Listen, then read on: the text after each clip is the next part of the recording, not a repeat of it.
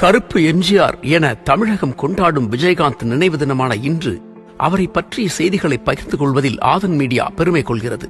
Cinema, அரசியல் என இரு பெரும் துறைகளிலும் முத்திரை பதித்தவர் விஜயகாந்த்.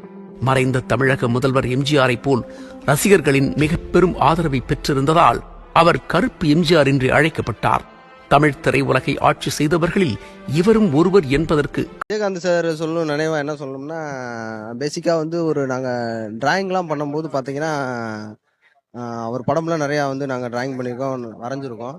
அப்போ பண்ணும்போது அவர் படம் வரைஞ்சவங்கலாம் கூப்பிட்டு, ஆர்டிஸ்ட்லாம் கூப்பிட்டு அவர் கவர்லாம் கொடுத்து படம்லாம் நிறையா கொடுத்துருக்காரு. அதுமாதிரி நிறைய விஷயங்கள், நல்ல விஷயங்கள்லாம் பண்ணியிருக்காப்புல.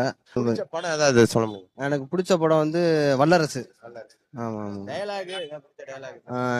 எனக்கு தமிழ்லேயே பிடிக்காத முதல் வார்த்தை மன்னிப்பு.